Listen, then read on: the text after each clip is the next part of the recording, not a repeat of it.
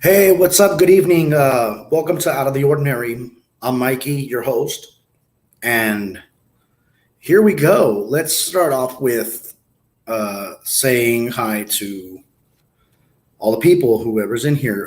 What's going on? We'll see who's coming in. Tom, hey, what's going on, man? Liz, what's up? All right, let's get started with this. We all know the most notorious rap artists to come out of California: Dr. Dre, Snoop Dogg, Ice Cube, Tupac Shakur. But one stands out from them. I'm talking about rap artist Eric Wright, aka Eazy-E, head of Ruthless Records and lead member of the notorious group NWA. Eric Wright started off as a hustler in his hometown of Compton, California, before becoming a big rap artist. But it wouldn't last too long. His untimely death came on March 26th of 1995 due to AIDS. But the strangest thing is how he contracted this deadly disease. When news broke out that Eric Eazy-E had AIDS, the world was in shock by what they had heard. Now there is a story about what happened to Eazy-E, but truly nobody but him will ever know. Story goes that a man who goes by the name of Suge Knight was to blame for the untimely passing of Eric Wright. Eric, Eazy-E, and Knight didn't see eye to eye, and after the breakup of NWA, Dr. Dre, Ice Cube, and the rest of the members would go their separate ways, and Dre would team up with Knight and build Death Row Records. The bitterness of Dre and Wright would eventually lead into fights between them, once where supposedly Wright was called to Death Row Records and beaten by Knight and his crew over a contract release of Dr. Dre. That is where the story goes that Suge Knight gave Eazy-E AIDS. Hello, Farmer. Hi, a little bit. So yeah, supposedly Suge Knight gave Eazy-E the AIDS. It is said that Knight had injected Wright with a dirty syringe riddled with the AIDS virus. Eazy in his days was very promiscuous. He had affairs with a lot of women. But many don't believe that happened. In an interview with Suge Knight, Suge claims that the new thing coming out, they got blood from somebody who has AIDS, and they shoot you with it, which means inject, an Eazy-E thing. So, yeah, hey, Mama Two Bucks, what's going on? Suge Knight did come out on Jimmy Kimmel saying that, not really claiming that he did it, but, he was cluing in that he injected, that people were injecting other people with AIDS, that that's the new assassination of things and everything like that. So, yeah, I leave you guys to think for yourselves. Was Eazy-E actually assassinated, or was it that Eazy-E just had so much sex with too many women? Liz says, I wouldn't put it past Suge. Yeah, I wouldn't either. Because there was a lot of beef going on with Death Row Records and all that stuff with Dr. Dre and all that stuff and everything like that. And then Eazy-E, he had a mouth on him too, and he wasn't going to put up with Suge's bullshit either. So yeah, and that was the interesting case of Eazy-E. So now we get into the truck stop killer, Robert Ben Rhodes. Robert Ben Rhodes was convicted for 3 murders and was slated to be tried for 2 more before charges were dropped due to the wishes of victims' families.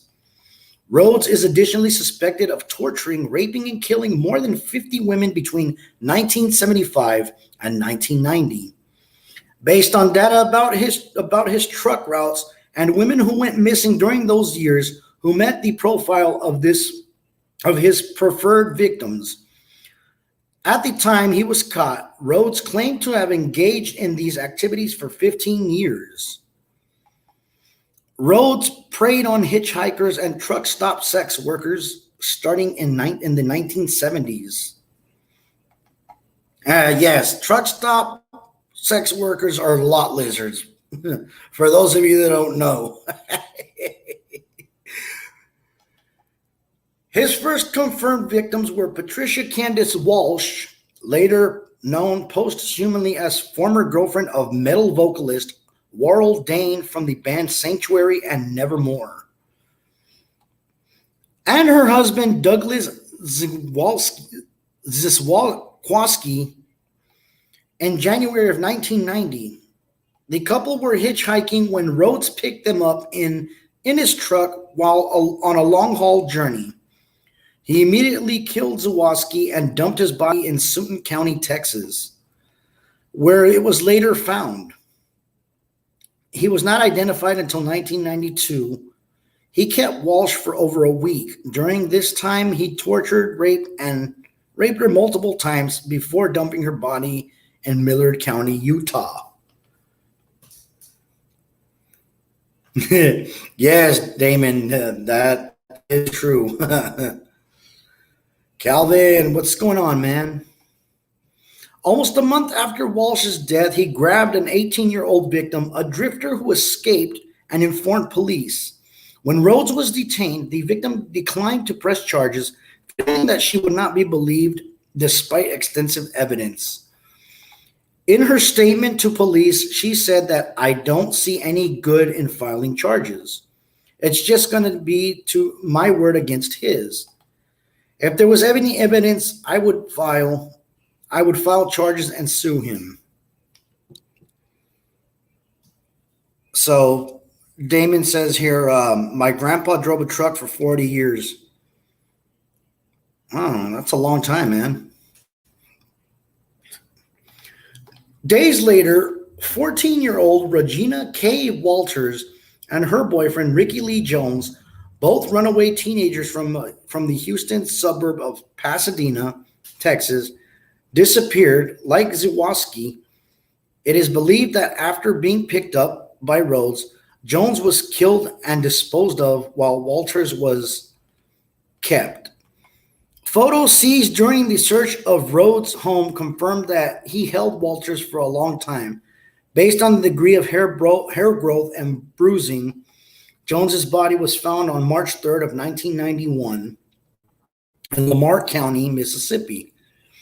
He was not identified until 2008 in Bonds County, Illinois. Jones had been charged with absentia with Walters' murder. In the early morning of April 1st of 1990, Trooper Mike Miller of the Arizona Highway Patrol found a truck at the side of I-10 with his hazard lights on.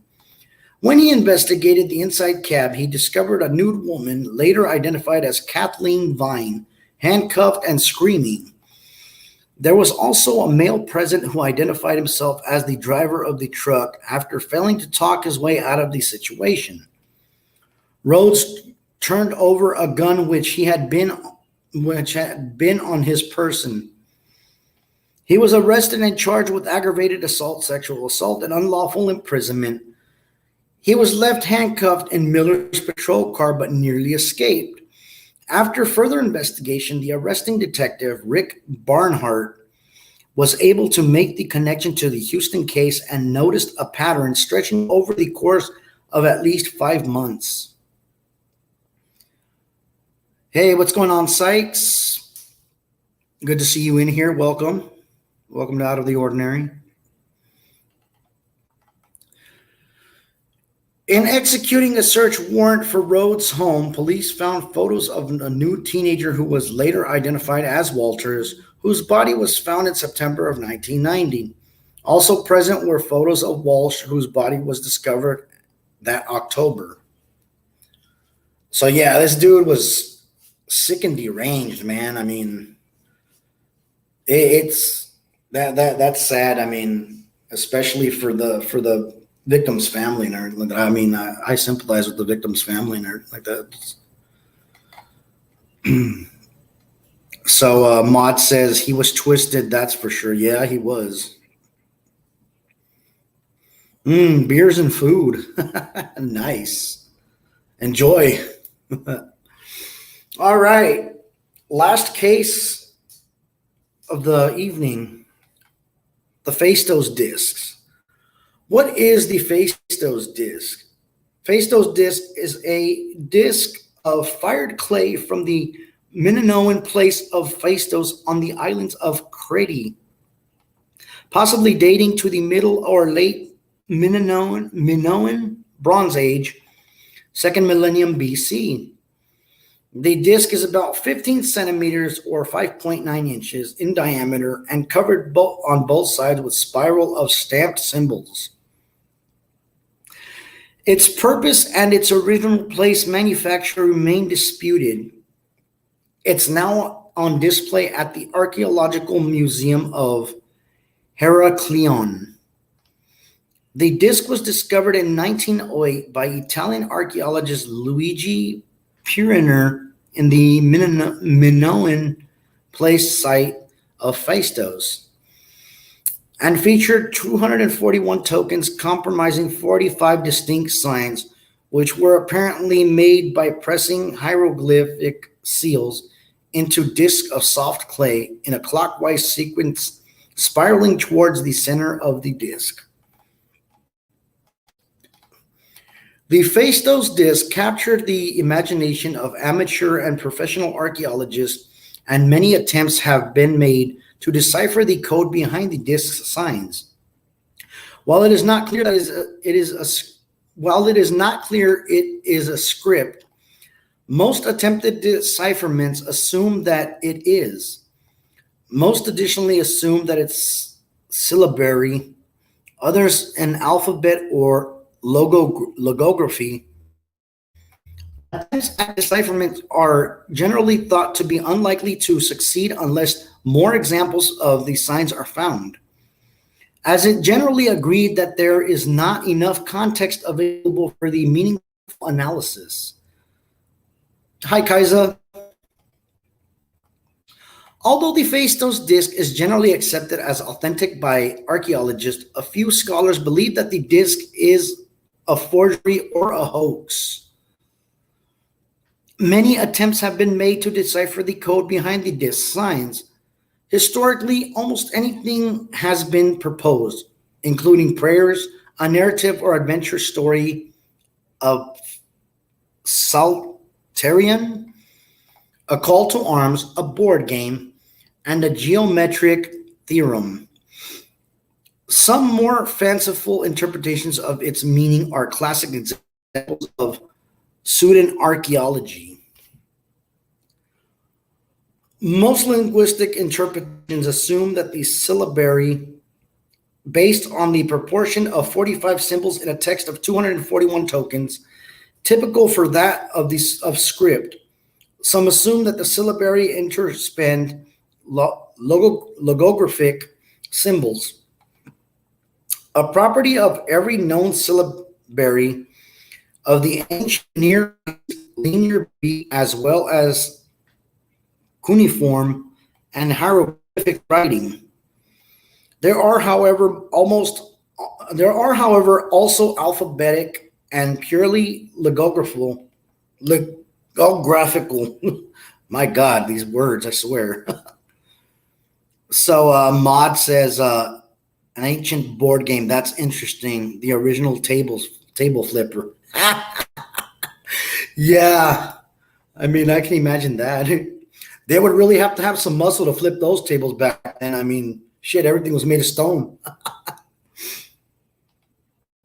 While enthusiasts still believe that the mystery can be solved, scholarly attempts at the decipherment are thought to be unlikely to succeed unless more examples of the signs turn up somewhere.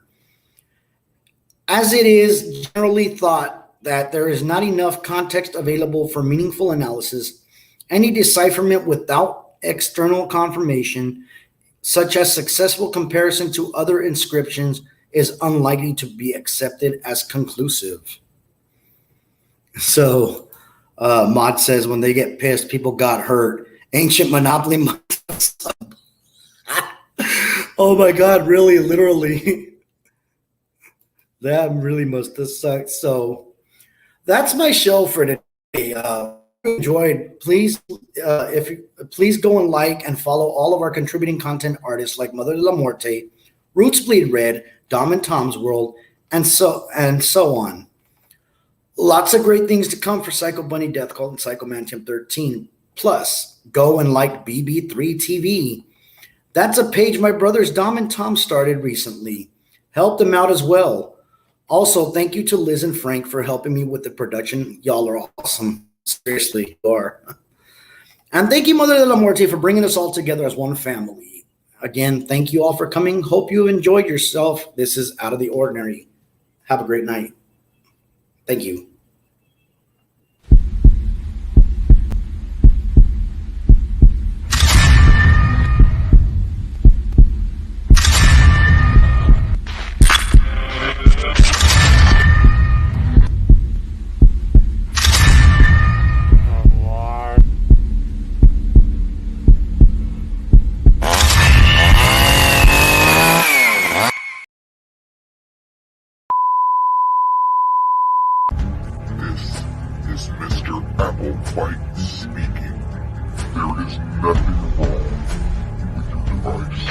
Join me here on Psycho Bunny DC.